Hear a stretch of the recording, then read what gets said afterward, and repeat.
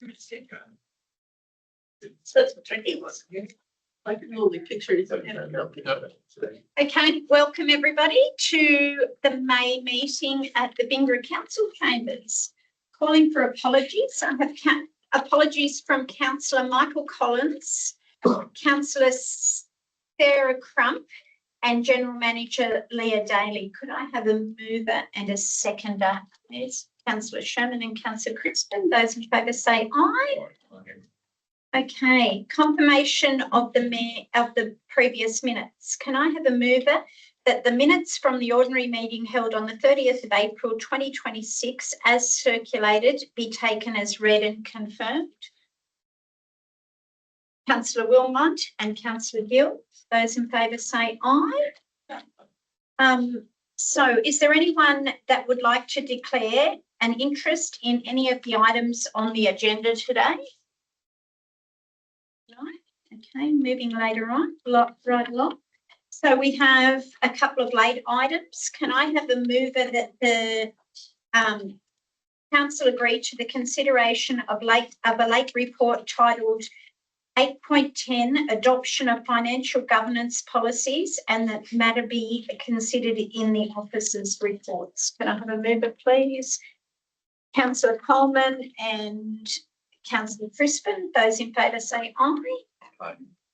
Okay, on page 5 is my mayoral minute.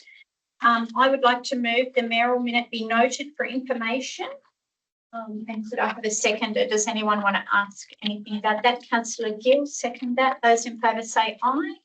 Did anyone, any discussion on that? I had a yes, little question. Yep. So the inland rail, is that canned or has it just been put on hold? Because you sort of said it's been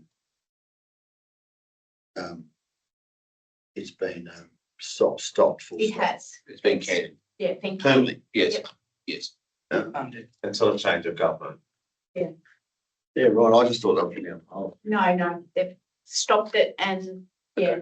So they're all in, I don't think anything can happen out. I think the decision is made, but we'll see. So Jamie Chappie actually invited us all the mayors to go to Canberra.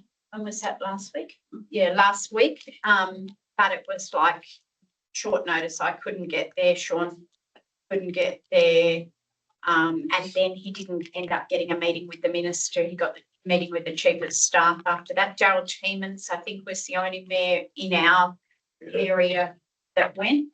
So there's still, there's been a motion put in country mayors, and we're just seeing what happens. But I think it's virtually, there's 23 kilometres in the Moree bit, isn't there, that has to be, that they're wanting finished. It might even be less than. Yeah, might be 20. I think it's about 22, 23 kilometres in the Moree area that we'd like to get finished. And then between Narrabri and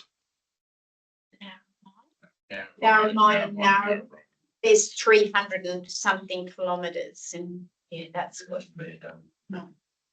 which is a bit of a waste and a bit of worry. If they got that done, they're talking about getting to the Port of Newcastle. So if I've got that all correct, haven't I? Yes. Yeah, a direct run to the Port of Newcastle. So yeah, it seems a big waste of money that they've spent all that money doing what they have and then it's at a standstill. Yeah, it's very true. The way the government's wasting a hell of a lot of money. You think they'd finished off, at least they've got a completed project instead of a project that's not completed. Or at least finish the pre-construction activities and have a design. So were the business case to stack up or funding was available in a future budget, it was sitting on a shelf ready to pull the trigger. Because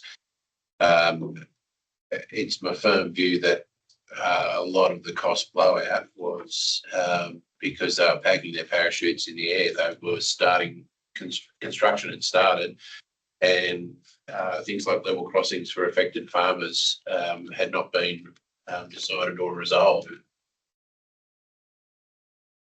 But they've still got the corridor. Yes. Okay. Any more questions on that report? Do we have a time? Yeah. Received that Memorial Town Hall update yet? Sorry, Has the Memorial Town Hall report come through yet? No, Not yet. not as yet. Surely it shouldn't be too long. They did tell us 5 weeks, didn't it? 5 weeks, 6 weeks. yeah. Speaks here next week probably, yeah. But as I said, that's a necessity. We just got to, and we've made state government aware that we're after funding to fix it, so it's in the back of their mind. Hope Street's looking a bit. Hope Street's very cordoned off because McGregor's have now cordoned off the footpath around their building. Oh, really? They're doing the resin inject in the foundation. Yeah, even the front of the footpath, they have a pavers there. They are like going down. Few of them anyway. It's not in front of the doors, but then where they have this big window display windows. So those pavers are going down as well. So yeah, expecting that one too yesterday. And with this dry weather, it's just making everything worse. Any more questions?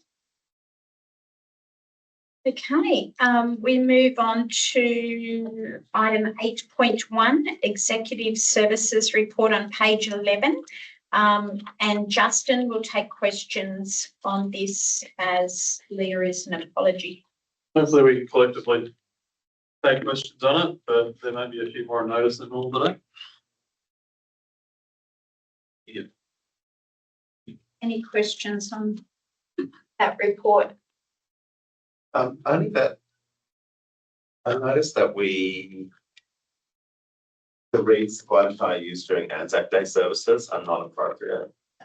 So the wreath that I presented at North Star was covered in poppies, and poppies is a Remembrance Day icon, whereas Anzac Day is rosemary. So I'm wondering if maybe we can look at the appropriateness of our They wreaths. still sell poppies as badges. The Anzac Yeah. days. I had somebody mention to me at the Historical Society meeting last night that the wreaths at Warialda were left out for a considerable amount of time. But we deal with Charles on that one. Yeah, so and apparently there's a protocol as to how long they're allowed to be laid out for, and it was past that time. Yeah, just someone mentioned to me last night. I said I would mention it. Okay.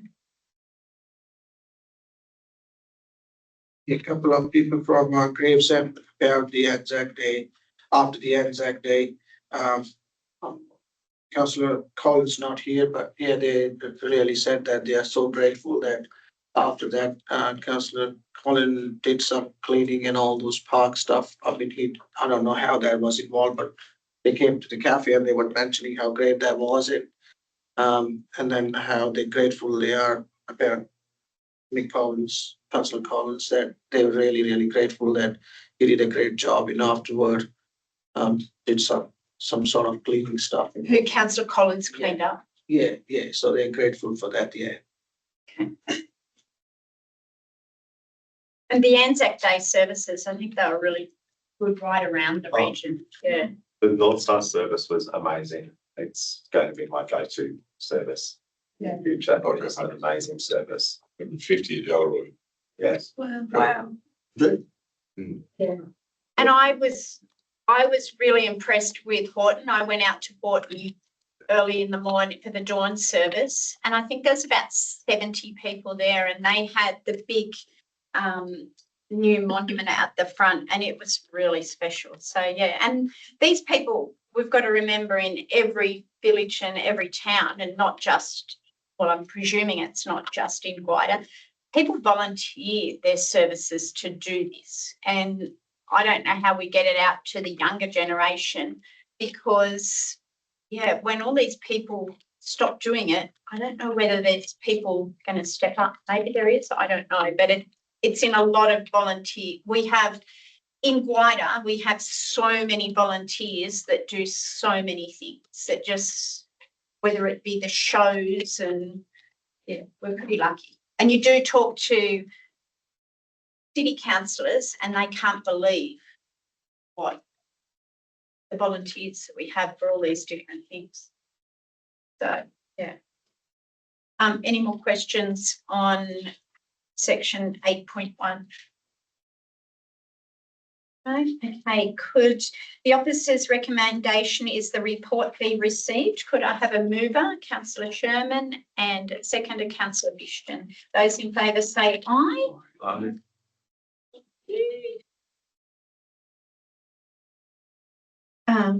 So we move on to item 8.2 on page 19, which is the corporate and community services report. And any questions will come to Helen Thomas, our CFO. So standard report, I can take any questions that you have. I'd just like to note on page 30, there is the GNSDG, the Greater Northern Skills Development Group that will be in the Shire. And Leah is hoping that the councillors and the exec will attend session 3 of that. It's at 2:30 till 4 o'clock on the 3rd of June. Excellent. So I'll get Sarah, if she hasn't already, I will get Sarah to send through an invite. If you could accept line the invite, then we'll know who will be attending. Bingo Central School planning on sending year 11 and 12 students to the 9:30 session. Oh, good.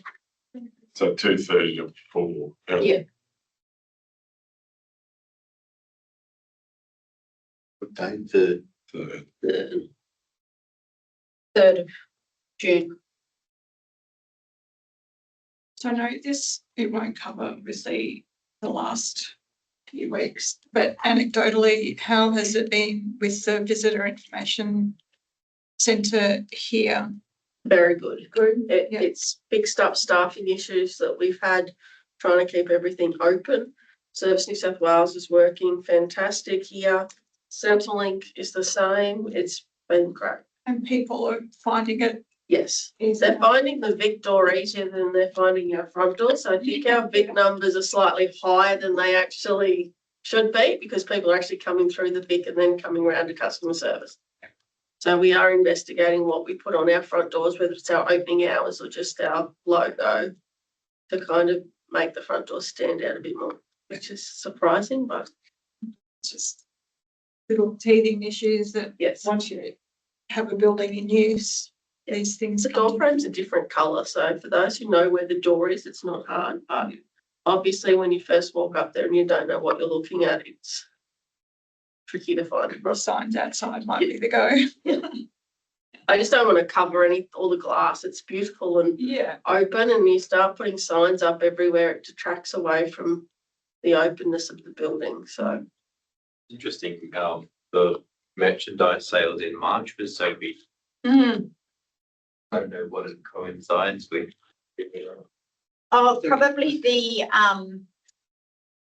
country music festival, because if you have a look in the country music festival, whichever section that was in, the donations to, I don't know whether everyone read the camping at the showground. That was phenomenal.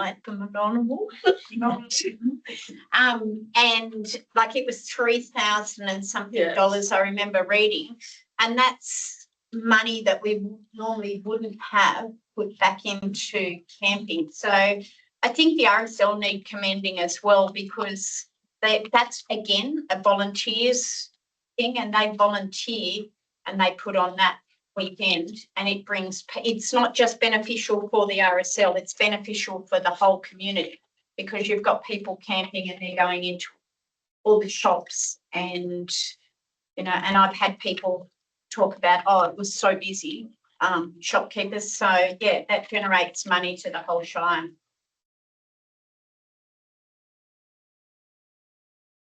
I've seen lots of people since I've sort of been helping move stuff, and the visitor information centre's got someone in it all the time. Yep.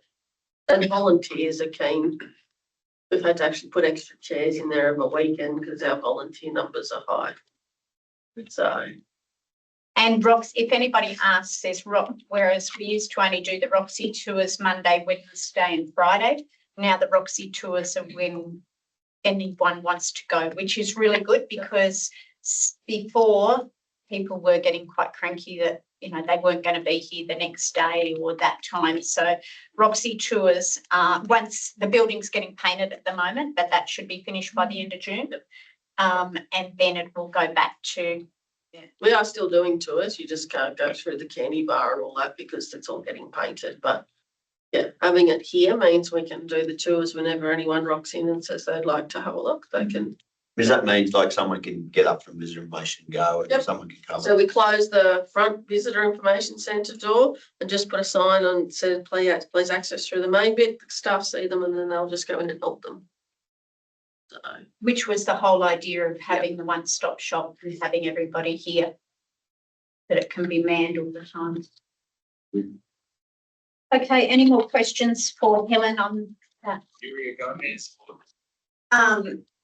Would the officer's recommendation is that the report be received? Could I have a mover, please? Councillor Coleman and Councillor Bishopton is seconder. Those in favour say aye. Aye. Can I mention something about the Roxy, Yes. the cafe thing? I've spoken to a few people and I even asked them if they can, there are 3 different couples that I've spoken to. And I asked them even if they can try it for a month. And so to see what money they make. So for accommodations and all, they have to move the whole family and they see if that's profitable for them and all. And so consistently I asked them, like, if you can, one couple can do 1 month and then they present their proposal to us about whether they want to do that and what terms and conditions we can offer them for running the cafe for a certain period of time. And then they can decide after like 2 years or so, or maybe after a year or so, they can decide whether they want to continue we putting the rent for them and all those kind of stuff. Can I give you an update in the confidential? Yeah, about the please. cafe? Yeah. Okay. Moving along to 8.3, technical services report on page 53. We'll have Alex Eddy, our Director of Engineering. Happy to take any questions. We're coming into the end of financial year significantly under budget, tune a couple $1 million. So it's going to be a very busy 6 weeks between now and 30th of June. Got full construction projects happening on the Gwydir Highway at Hadley. We're finishing up the Crop Creek Road upgrade, which has been a couple of years, or more than a couple of years in the making. And not mentioned in the report because it started since it was written. There's a 3 kilometre section of the North Star Road north of North Star that we are rehabilitating. We received notification from the federal government that our applications to seal the Oregon Road and to rehabilitate a large part of the North Star Road were rejected. We do have the opportunity to resubmit applications as we go. I think they're actually pretty good applications. They had strong business cases attached to them, capability statements of the council. We referenced prior work that we've done. I think it's just indicative of the grant space being a lot more competitive. And we do have under the Safer Local Roads Infrastructure Program a project which we haven't turned dirt on, which is the Bucky Road upgrade. And I think until that project's finished, it might actually be detrimental to our chances to get more grants out of that program, as long as there's one sitting there. Not stalled. The detailed design has been completed and it'll be mid to late July. We will start turning dirt on there. Project will probably run for about 4 months. There are many more rounds of this program in the future, so we'll continue to submit. I think whether that Bucky Road project is finished or not, we'll resubmit those applications at every opportunity. I'm sorry, Councillor Sherman, we are trying. There has been work done this week on it anyway. Yeah, and there's resheeting to be done on the Oregon Road as well as. To deal before the rain, but Yeah, it's a mess now, but. it was, I guess we shouldn't complain about the timing of rain ever. But we had quite a lot of stuff, roadworks open, and it wasn't a lot of rain, but I guess the nature of it being slow and steady meant that it was soaking rain and it didn't run off the road. We had to close North Star Road after 12 millimetres of rain, which is pretty well unheard of on a sealed roads project, but that was the case. In the report, the Trevelyan Road landslip is probably the biggest and most expensive project we've done that you'll never see. It's a very large concrete wall, 45 metres wide, 12 metres high, towards the end of a very low traffic road. I think total cost for that was about 1.1 million, all disaster recovery funded, but it's a good one to have done. That was the damage that occurred in event 987, I think, and then in re-damaged in 1034 and 1119. So it was a 4-year-old problem that we finally managed to tick off. Continue to have issues with landfill access. The Crop Creek landfill had its lock cut and removed. Really advise anybody who's speaking with people in our remote communities not to abuse the tips because it's the best way to lose them. I understand lots of frustrations, but people gaining access and not dumping in a responsible way is long-term just going to make those landfills not exist. There's a lot gone as well. Yes. Yes. So It wasn't just that one, was it? We've had damages at just about lock damages, just about every locked landfill we've got. And if people are in the catchment for particular landfills and they don't have access, it's just a phone call to the office and we can set them up with a code. It's not a big deal. And we talked about it briefly at the budget workshop. Those locks stop things like large amounts of tyres being dumped that just chew up the life of a landfill and create a massive cost to the council. That's about all in the road and waste space. We are still progressing with the new bore at Warrior. We've got the licence application for the production bore with Department of Climate Change, Energy, Environment and Water. Did I get all of those, Justin? DQ. Yeah. Once that's approved, we will then progress to requesting the final funding to install pumps, casings and associated infrastructure, power infrastructure and connections. The meeting that the Mayor and I had with the Water Minister perhaps 2 years ago, 3 years ago, there was a figure of $3 million floating around. We'll try that again. There was a figure of $500,000 floating around for a test bore and a production bore. We have not come close to expending that sort of money, so we're quite confident that the funding for the remaining works will be at the cost of the state government. Have you got questions on anything else? Just looking at this bore at Gravesend, what's cavitation? Cavitation is where the pump is basically sucking too hard and the water on the suction side of the pump boils under low pressure at normal temperature. It's really damaging to pumps. We have scoured that bore twice recently, but To get more more water in there. Sorry, to get more supply in there. yeah, yes. It hasn't done a whole lot of improvement. We think that it's likely just because the flows in the Gwydir have been lower. Long term, if drought conditions continue, we might have to look at an additional bore at Gravesend, and there are some drought funding streams available for things like emergency bores, new bores, but If there are some environmental flows that come out of Copeton or irrigation flows that come out in the next few months, that we may see the problem just resolve itself. Yeah, righto. So you can't slow the pump down, or you need that. You need it. We can slow the pump down, but we'd be looking at level 5 restrictions in Gravesend. Yeah.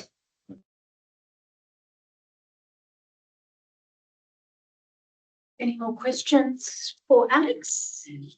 Okay, the officer's recommendation is that the report be received. Could I have a mover, councillor Bishton, and a seconder, councillor Sherman? Those in favour say aye. Aye.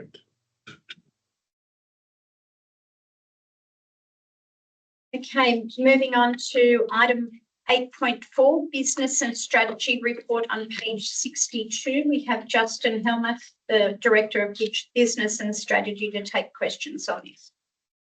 There's a couple of them I'd like to talk to in confidential, actually, because of the people involved, but otherwise it's typical report. The DAs are a little bit down compared to previous years. Yeah, there is a fair few pending at the moment, waiting on lodgement. But yeah, it's been relatively quiet. Just a question of that, Justin. I noticed conveyancing certificates. There was 62. So to me, I would imagine economic activity slowing down a bit. What's the conveyancing certificate? Because you're still quite high there. Planning certificate. Planning certificate. Yeah. What page are we on here? Oh, page 64, but like you had 62 issued for April, and which is the same as last year. Same sort of activity last year is what I'm saying. Well, that'd be a lot of the, there'd be one of Colin's things, and all those pre-existing DAs, they're still going through. Like there's a heap of the follow-up past DA stage. Yep. With the construction that Colin's doing, his construction certificates, his planning certificates, and OCs. They're So they will be still flowing through, but yeah, for some reason DAs are down. Time's getting tough. Justin, can I ask about the Upper Wharton Rural Fire Service Station? So is it our workers that are building that? Yes. And who has funded that? RFS. So they are paying us to do that. They are paying us to do it. They got a grant. We got a grant, or they got a grant. They got it. Yeah, they got it. $1 million grant, wasn't it? Yeah, it's $1 million project, and we're going to get, at the moment, it's projected around 997,000. Yeah, so They said if they didn't put their hand up for it, it could have got, it's a bit of a regional rural fire things. It could have got Narrabri or something, so that's why. yeah, they had issues with needing expenditure done by May, so they're repaying us in advance for a lot of the work that we're doing to be able to meet that. Otherwise, they would have, most likely had to give it back, and then they would have had to come once a near completed shed. So yeah, but we got pretty close to the budget. It was actually surprising that it costs $1 million to build a shed at Upper Wharton. Yeah. I know that's good. I just want to make sure it wasn't just another one of those things that No, we're meant to do, but we've got to pay to do it, even though we don't. but it will go on our books for depreciation. Yeah, Which is the red fleet. yeah, Yeah. right. How much we spent on the general manager's house revamp? I'll have to come back to you on that one. I'm not sure. A lot of little, looks like a pretty extensive renovation. Yeah, but we built that 25 years ago, and there's been no upkeep or anything in that 25 years, and there was significant water damage and erosion out the back. So the retaining wall, very dangerous, ready to fall over and collapse because of trees, and it was desperate For an upgrade. I'd For an just like to know upgrade. how extensive an upgrade it was. It was lots of, I'll find out. No more questions from me. Anyone else got any more questions? We like questions, John. Can I have, the officer's recommendation is that the report be received. Could I have a mover, please? Councillor Crispin and Councillor Wilmot. Those in favour say aye. Okay. 8.5, which is Councillor's Investment Report on page 83. We'll have Helen Thomas, our CFO, to take questions on that. As you'll see, like I said, last month we had a lot of grant funding come in. So compared to the March report, there's actually $4.5 million extra in our unexpended grants restriction. Cash is still good, but and it looks like we've got a lot more money, but $4.5 million of that has increased our restricted funding. So it's for all Alex's road money that came in that has to be set aside. Is that for projects that haven't yet been? They're currently being worked on, and we've put claims in, and Yeah. this one of them, Alex, was one that takes forever to get funding for, wasn't it? So we put in a good claim. Oh, well, that was just the DRFA money generally, because we've had such a poor history of receiving funding that we're owed when we request it. At a time we are owed it.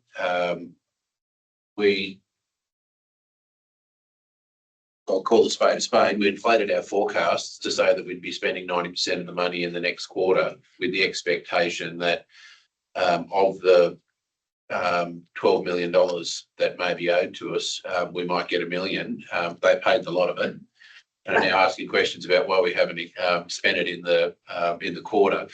I'm quite happy to say to the Reconstruction Authority that it's because we never expected to get it, because their history is that they do not pay us.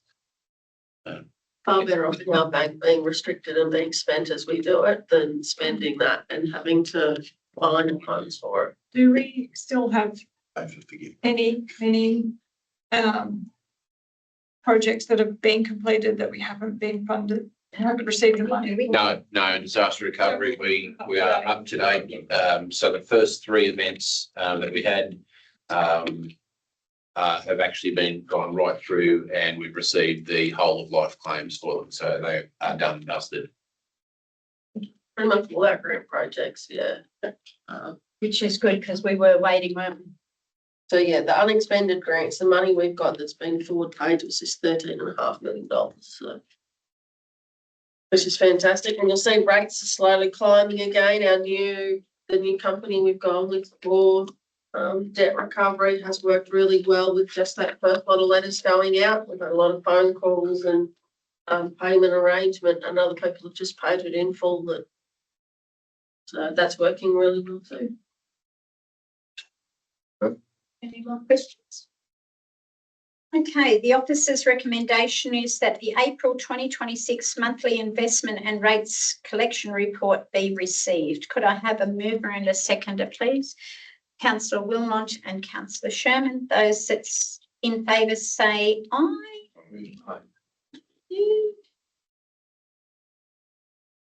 Okay, item 8.6, Gravesend Community Group 5-year plan on page 86, and Justin Helmuth, the Director of Business and Strategy, will take questions on it.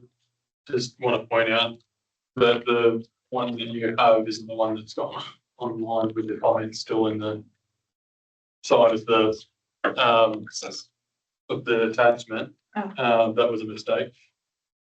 I generated a few times, got the wrong one in. This is mainly just a note that there's no endorsement of or approval in this wrapped up with the projects that they're proposing in here.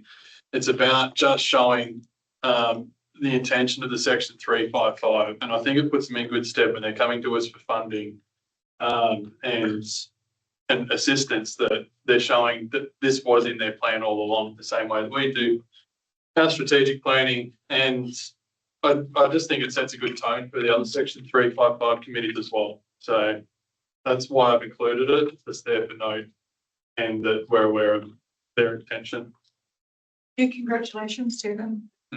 And for actually having a strategy plan rather than. Yeah. It's a lot of work has obviously been put into it.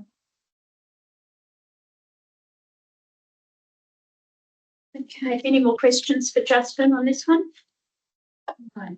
Okay, the officer's recommendation is that council note the Gravesend Community Group 5-year community plan for 2025 to 2020 to 2030. May I have a mover and a seconder? Councillor Crispin and Councillor Coleman. Those in favour say aye. Aye. Thank you. Item 8.7, which is the Central Northern Regional Library Agreement 2026 to 2031 on page 103, and Helen Thomas, our CFO, will take questions. Yes. This is just the standard agreement. Sorry, Scott. Quick meeting. It was. This is just the agreement for the next 5 years to ensure we stay part of the CNRL, to make sure that we have all the resources and can continue to provide. Our libraries are very, very important to our communities. You can see by their usage and stuff. So this is just to sign up for another 5 years. The cost of it is included already in the budget that's up for display. There's no major changes. Is that, can I just ask about the cost? Is that on libraries and budget section? But yes, the contract bit in the budget. Well, I can find it in the break. I just keep seeing what that costs, but obviously. It's a significant amount of money, but the fact that it allows for the shared resources and being able to have the service we provide without having to do that ourselves. We couldn't fund it ourselves, having new resources coming in all the time and the changing and the remote. The stuff Gail does, even delivering the library books to the elderly and stuff. And sharing it with other councillors, which saves a considerable, other councils, sorry, saves us a considerable amount. Get all my talking books through Barraba when I used to drive up here every day. Yeah. So I usually go to these library meetings with Gail. The next library meeting is on the 3rd, which is the same day as that other thing we've got to be at. So Carmen's going to go to that.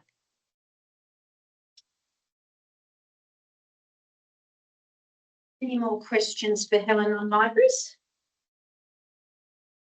No? We can have all our meetings last 3 minutes if you want, Scott. So what is the recommendation? Is that been actually? No, it's just the report be received. So the officer's recommendation is that the report be received. Could I have a mover and a seconder, please? Councillor Gill and Councillor Crispin. Those in favour say aye. Thank you. Now on page 128, we have the quarterly review, and Helen Thomas, our CFO, will take questions on this. This is our last one for the year. Any adjustments that have been made by staff just to ensure that it's our best estimate of where our position will be at the end of financial year. There's no major changes. We haven't had anything disastrous happen. Thank touch wood. We've still got a few months to go, but yeah, there's nothing significant there that I need to really raise as an issue. The auditors are currently on site doing our interim audit, so they've done all their testing and are almost finished, thankfully. They've been here for 2 days. Today's their last day, and we haven't had any issues come from that. Very good. Okay, any questions for Helen? No, is there where would the operating surplus or deficit on the budget be? It's in on the income statement. On page 5%. yeah, 132. Net operating result, right, okay. So this is the new format that the OLG require us to now complete. You don't have to do it in that format, but that's the format. I have to send it off to the OLG anyway, so it doesn't make sense to do a completely different report and then transfer that to another. So the budget was 16 million and it's 18.9 now. Is that revised for this year? No, 132. Yeah. Yes. So I'm just struggling to read. Yes. The last, You've got a bigger one. you got your iPad so you can see it better, John. Yeah, no. You're right. Any more questions?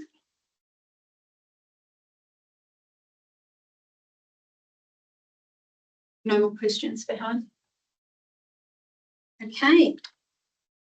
The officer's recommendation is that the March quarterly budget review statement be noted. Further, that the March quarterly budget adjustments be approved. Could I have a mover and a seconder, please? Councillor Coleman and Councillor Wilmot. Those in favour say aye. Thank you. Okay, on page 139, which is 8.9, integrated planning and reporting draft documents, and we have Casey McClimate from IPNR governance, our IPNR governance officer, here to take questions.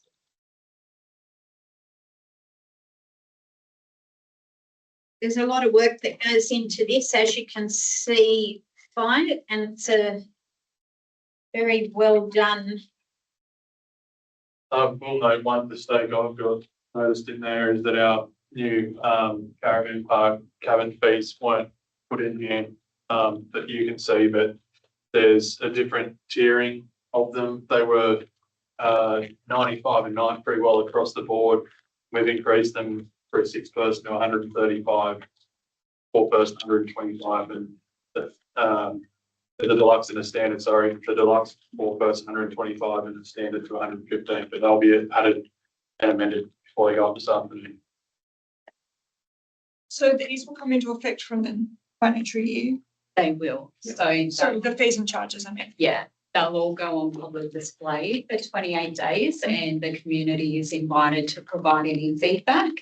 And they will then go to the June council meeting where they're endorsed and adopted to come into effect 1 July.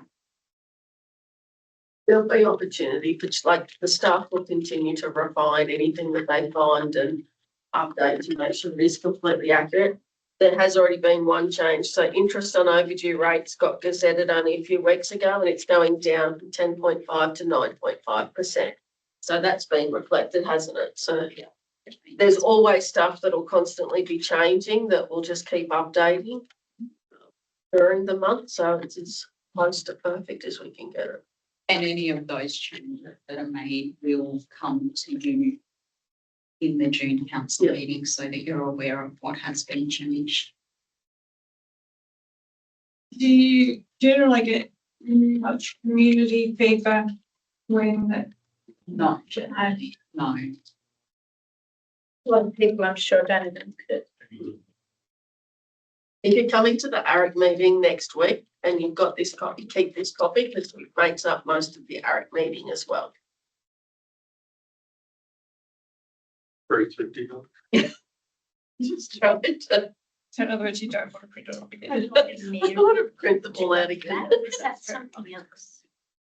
That is. So I guess a lot of the charges, our ratepayers wouldn't realise probably even exist until they go to do something and then they find out. Oh, and most of the I time, think that it's the obvious, because I knew the stuff that we do anyway. It's But there, more, I mean, there are some changes in there in terms of some, you know, hiring fees that were never previously,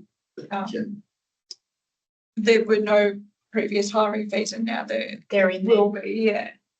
So, yeah. I mean, I think one of them was maybe, was it for the living classroom? Like, will those regular users be advised of that before it happens? That is generally up to the manager.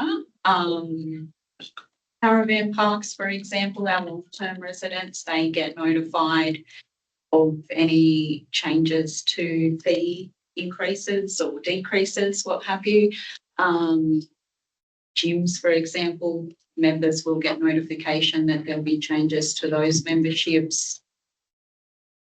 I imagine that regular users, if that's something you would like the managers to do, then we can certainly make that happen. It would depend what sort of fee it is, whether it's Yeah. a statutory one or whether it's something we just want to give 28 days notice. The tricky part with all this stuff is it comes to council now, it still goes on display for 28 days, nothing's set in concrete. Then on the 21st of June, we'll adopt these.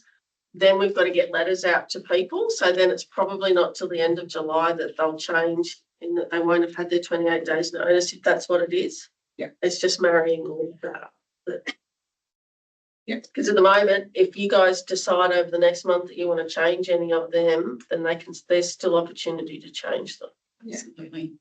Yeah, I mean, I agree that, you know, there needs to be a fee for use for many things.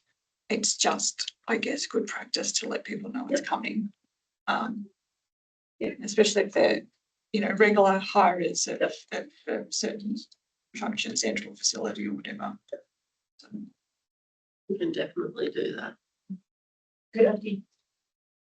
Any more questions for Casey? No? Well, on that, I just want to ask a question like, most of the things we do have access to the fundings from government and all that to cover a few of the things that we're talking about in this report. Other than the services that we provide to the customers that we call our ratepayers customers. So I'm just asking, is that the first call we make to raise the charges for the service that we provide? Is that a first call, or is that the last resource that we can't do anything about this, any particular issue? I'm not just talking about just general services and stuff, but it's generally, is that a last resource that we reach out to the taxpayers or the ratepayers pockets, or is that the first thing we make a call, like we gotta do this now, so first thing we can go there? Historically, we usually waive a lot of these things. yeah, I Um, think it's an indication of the Time. financial climate. We're not getting any other money coming in grant wise. it really depends in what context. There's some things we have to charge. Of course. Based in legislation, there's hiring fees across our facilities. We usually waive them. You know, they'll probably still continue to be waived on request. But other things like, so the caravan parks were so undervalued at the moment that, and they're costing us money, but we have to at least trying to cover our costs. So yeah, it is more of this is the situation we're in. We don't want to do it, but we've got to. Yeah, it's a bit like the cost of living is all going up, so That's why I asked that question, because the cost of living is as well going up, and of course, government is, all the government departments where we reach out for the fundings, and they are aware of that too. So how we weigh all that stuff. I mean, I just feel like this is my personal opinion, like reaching out first, that's as a first resource for them, cause a lot of public, hoo-has. Well, I think internally we've spent so long trying to find ways to internally accept and take it on the chin that we're at the point now we can't do that any further. Yeah. Especially with funding drying up. So Sorry. we've only got so many ways to raise revenue, and we don't use a lot of them as it is. So Yeah, and the funding's just not out there anymore, Ravi. Like once upon a time here a few years ago, we were getting grants for everything. Now there's so much competition, and they're giving it to the cities, and it's proven. We're just not getting anything, so we can't run at a loss. And I would imagine that the staff have done a fairly good job in terms of trying to keep the fees and charges as low as possible. No, Still trying to. of course, I'm one of the ratepayers, so I know that. I mean, I'm not just talking about that. It's just something, that I feel like, this is my personal opinion. Not raising a question about anything, to anyone's intentions. But, most of the people in our regions, they are pensioners, looking at that point of view. So, that many of us can afford. Many of us can afford if we raise $20 extra, per month, it won't hurt me. Or maybe $100 won't hurt me, but some of the pensioners, their pensions are still the same and it goes up. But just a concern I'm talking about. Do you mean I the guess- rates in general? Rates We and can't do much about that at all. no, That's not set by us. no, Not set by us. no, And I think the work that's been done is trying to make it more equitable, if anything. To increase user pay fees. Yeah. Is far more acceptable than to increase rates for. Yes, a To do exactly. a broad brush. Or an exemption to go higher, which affects everybody. So the user pay fees gives us a better result, a possible higher income stream for those people who need to do something. If you would like to take some time to go through the fees and charges, and if you have any questions around the specific areas, you can come back to myself or Justin or Helen or Alex, and they can reach out to the appropriate department and get a little bit more clarity around how they came to that particular charge. no, I mean, generally, I just asked the question generally, like in the budget meeting, we talked about particularly, we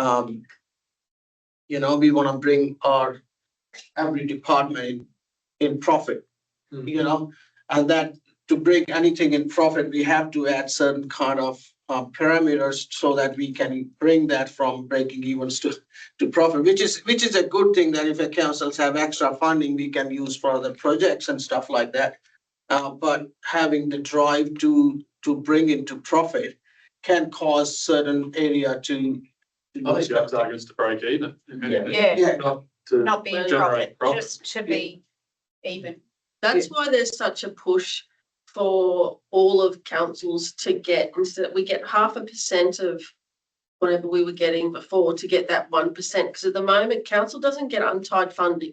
The financial assistance grant money is the only money we get that's untied, that we can choose where we see fit to spend it. Everything else is project based and you get no say. Yeah. So that's the push we need from councillors, to constantly be pushing that we get more untied funding. That's the answer. Well done, they got my answer. That's what I was looking Yeah, for. it's Do the we have, untied funding. do we have the options of having those kind of driving those push against these pushbacks and all We're all that? trying to at the moment. Every council in Every Australia would be council is to do trying that. to do it at the moment, but not succeeding. I'm just trying to get an understanding. I've only been here for like. No, we 15 totally minutes. understand and we totally like the questions. Yeah, so that's why I just asked that question. Yeah, thank you. Yep. Yeah, there's no intentions of, Yeah. of questioning any of your work.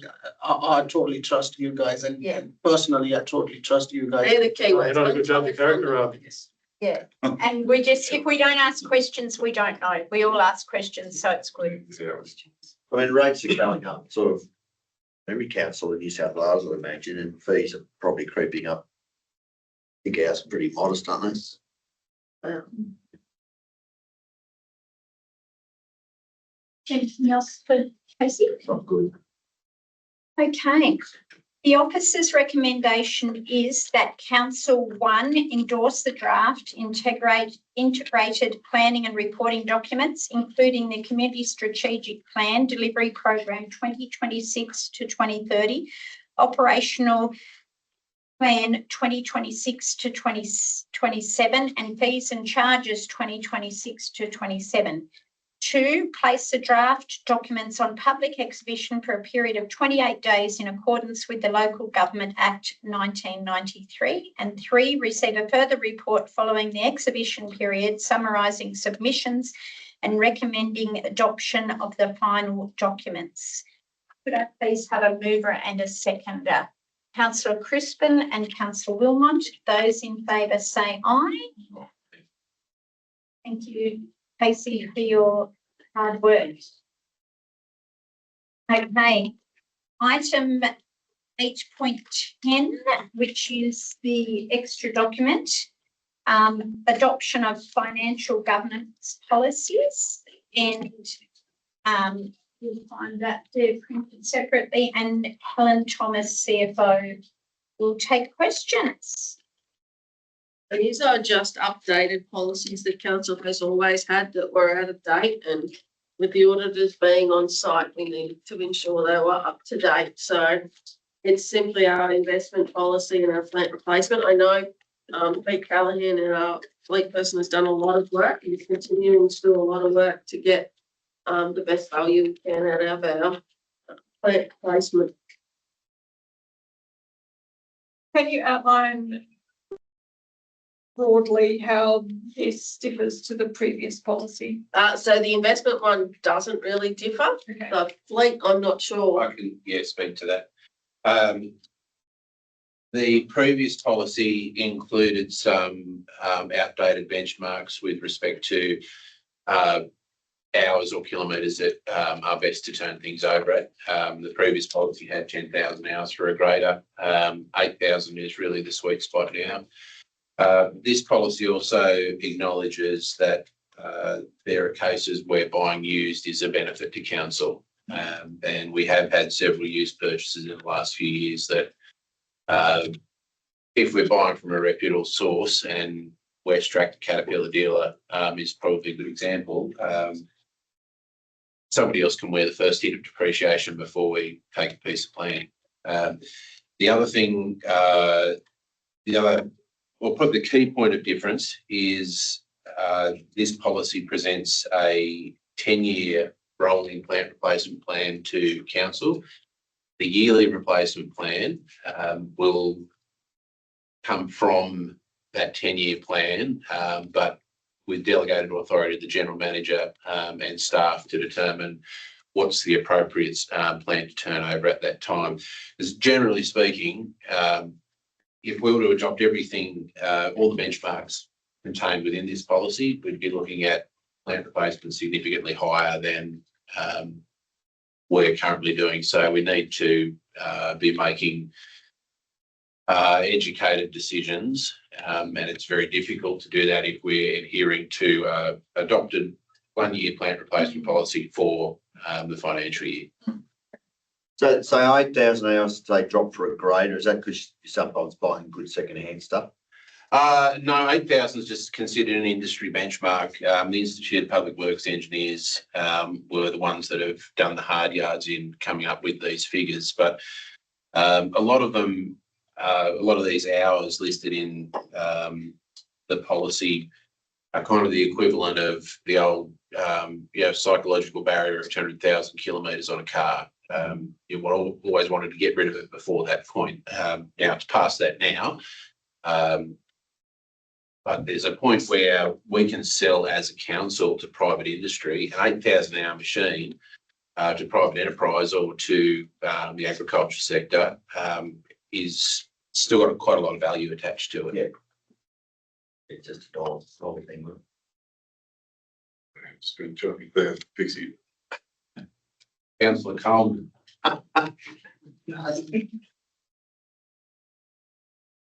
Any more questions for Helen and Alex? Yes, it's about the disposals of things like, obviously you mentioned pickle auctions and all that stuff. So maybe there are other auctioneers will be involved in those.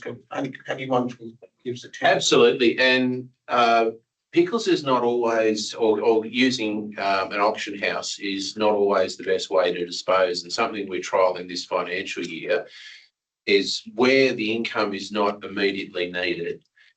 So with lower dollar plant replacement, we are holding on to that stuff and listing for public tender using our social media.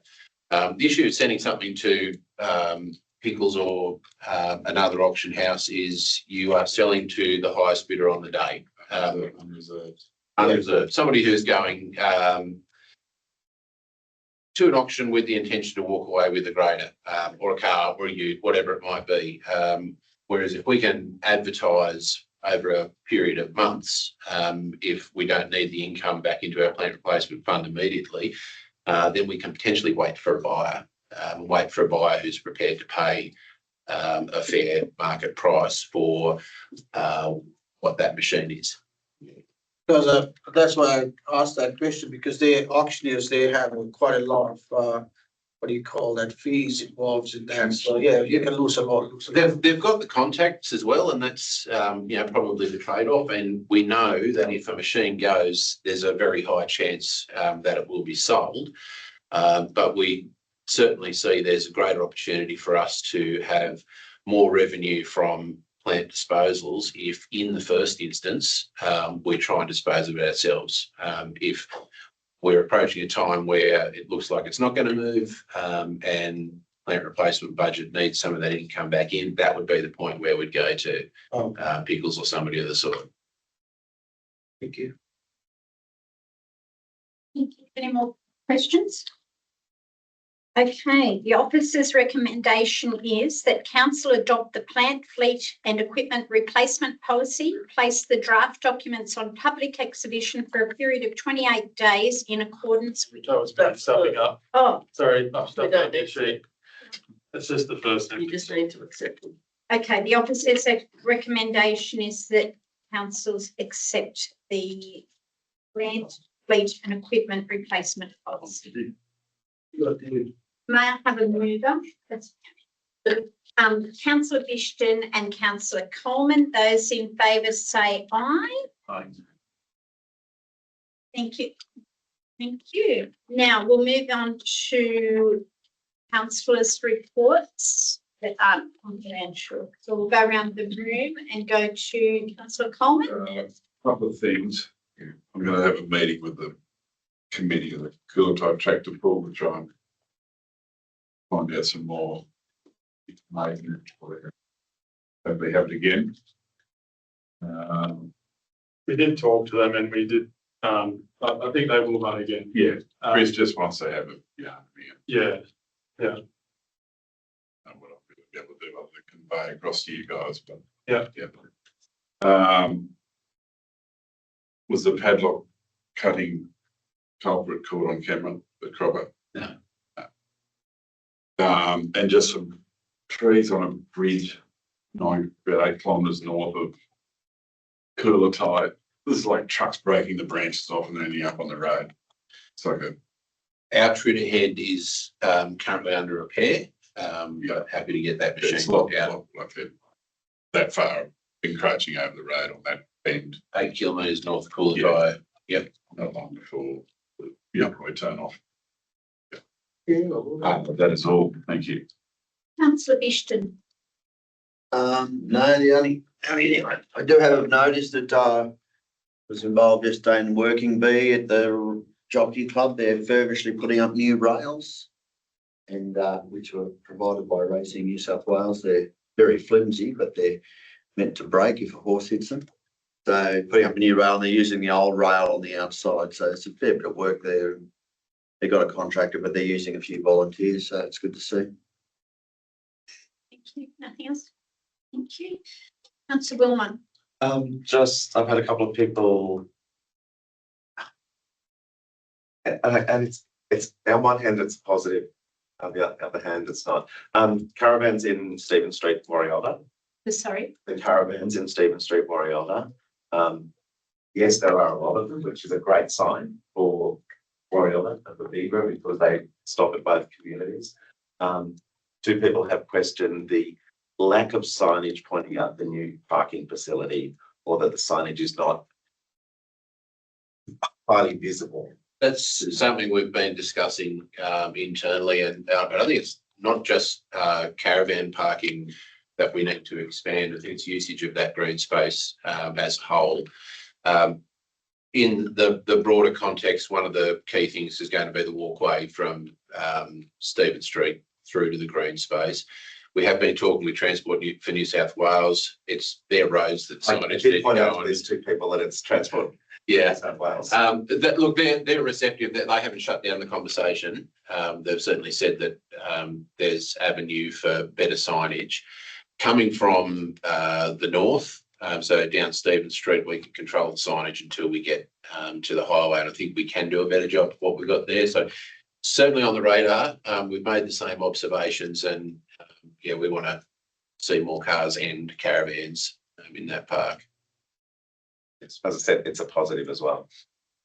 And it's still nice to see all the campers. We were worried when the fuel prices went up that there wouldn't be the campers around, but everywhere you go, they're still on the road, which is good. No, not till later. Okay, yep, councillor Crispin. Just had a couple of people ask, Bangor Road could have a look at. Bit rough, apparently. Sorry, Bangor Road okay. is a bit rough, apparently. I haven't looked at it myself, but just a request to check it out. We will do that if it requires attention, and there's water available, I did explain the water thing. thank you. Councillor Gill. I have something for confidential, but it's not personal that and even Alex mentioned about our road.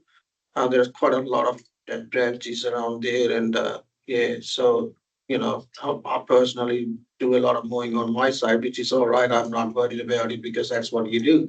But there are quite a big trees, dead trees fallen on the side, so it makes it a little bit hard. This is on Millrose Estate? Yeah, yeah. Yes, okay. So that's the one, and then the other one is Mosquito Creek Road as well. If you go after the floodway, so there are a lot of just after that property, couple of properties after the floodway, there are a lot of dead trees and branches, and yeah, so I'm in a hot kind of a tough place where I'm at, you know, making coffee for people and they want to have a chat, and that's what they throw at me, and That's okay. That's what we signed up for. I suppose, yeah. So, And Councillor Gill, if you find yourself in that situation, it's completely appropriate to make a phone call to myself or one of the other executive staff if it's not a road-related matter, and it might be something that we can jump on quite quickly. yeah, no, the road is pretty good. It was graded, but yeah, I mean, you guys always do that job maintenance very well in that road, and don't have to mention that. I'm really grateful for it, but yeah, and there are dead branches on both sides of that. It makes it hard for the, you know, the nature strips and all those kind of mowing stuff. Yeah. Very good. Thank you. And you've got more for the next. Yeah. Okay. Yeah, Councillor Milmore already mentioned about the hall, so the memorial process. Yep, okay. Councillor Sherman. Yes, so volunteering yesterday at the op shop, and a visitor attended, came in. She mentioned that she had been staying at Cranky Rock. Loved it. Feedback positive. However, she said that dogs roaming at the campground was an issue. Okay. I don't know if it's dogs that live there or if it's visitors' dogs, tourist dogs. I'll find out. Yeah, just passing that on. Also, the Historical Society last night, they have received some money to start, they have a strategy and project and ideas for the Pioneer Cemetery. And it's something that has been on their agenda, and they've discussed it with council many times. They've now got a little bit of funding for that, so they are wanting to start doing that. And I believe is it Kelly Gilkerson? Does she look after cemeteries? Does the bookings and things, yeah. Okay, well they're just going to liaise with her in terms of what is appropriate and not appropriate in terms of what they can do at the Pioneer Cemetery. And also believe they had asked me to mention that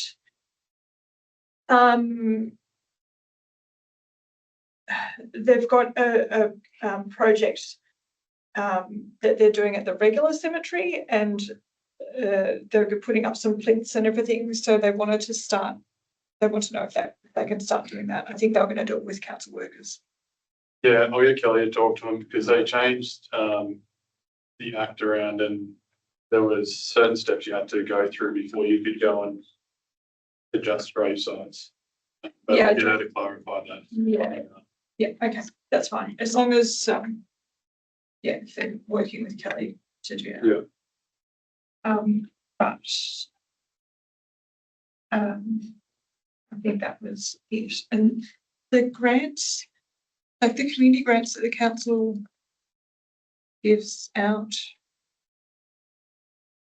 when are they? So this year we've done a little bit different rather than individualise them. We've got the $130,000 budget line in there. Yep. And because we sent out that request for And donations. put in the request, yes. Yeah, so that all of those are additional to what we normally do. Unfortunately, people didn't take that request as their normal request. They think they're still going to get what they normally get. And the requests that have come through have been for additional funding for much, much bigger projects. Okay.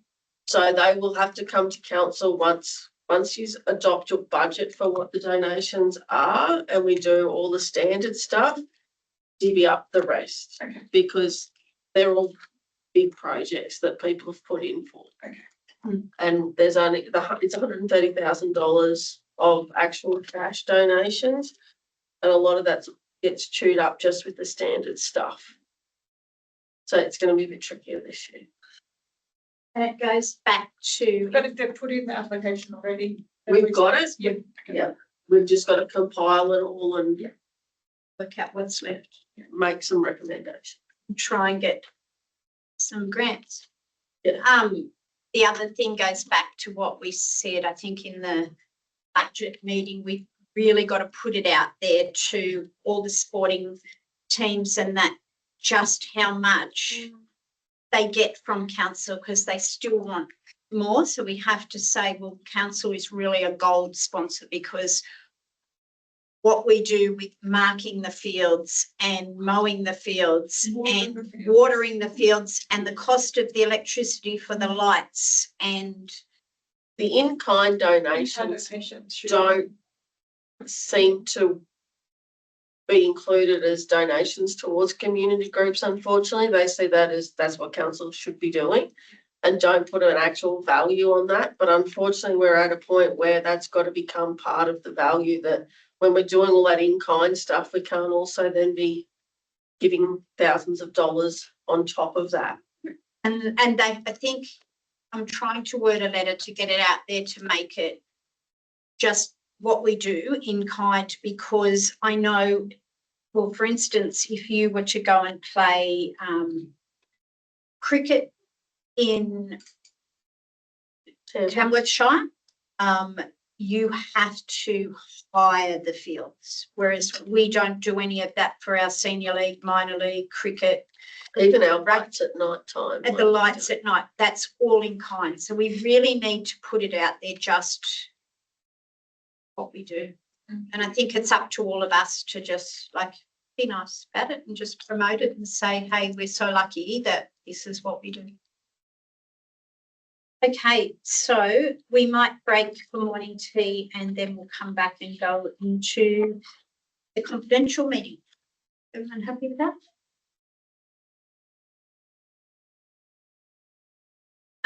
It is now recommended that the council resolve into a committee of the whole with the press and public excluded to allow consideration of the listed items as provided for under section 10A2A of the Local Government Act 1993 on the grounds the report contains personal matters concerning particular individuals other than councillors.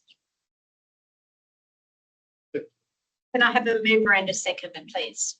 Councillor Wilmot and Councillor Crispin. Those in favour say aye. Okay.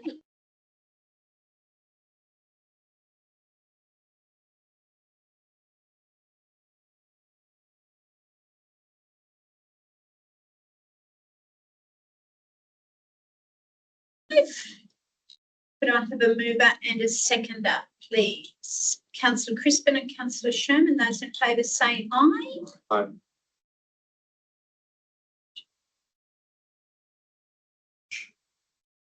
Madam Mayor and Council, I have recommendations from the Committee of the Whole. Item 1.1, Confidential Organisation and Community Services Report. The recommendation is that the report be received. Item 1.2, Proposed Strategic Land Acquisition at 8 Cunningham Street, Bingara. The recommendation is that Council authorise the General Manager to enter into negotiations for the potential acquisition of land at 8 Cunningham Street, Bingara. Further, that Council authorise the General Manager and make an offer negotiate terms to finalise the acquisition of the land within the financial and negotiation parameters outlined in the confidential section of this report, subject to satisfactory valuation advice and legal diligence. Further, that Council authorise the General Manager to execute all required documentation, take all necessary steps to complete the acquisition should negotiations be successful and the relevant conditions be satisfied. Item 1.3, childcare options with financial implications. The recommendation is that the report be received. Thank you. And being that no, Could could I have a mover and a seconder, please? Councillor Wilmot and Councillor Bishton, those in favour say aye. Thank you. And being no further business, I declare that the meeting today was closed at 12:48 p.m. Thank you, everyone.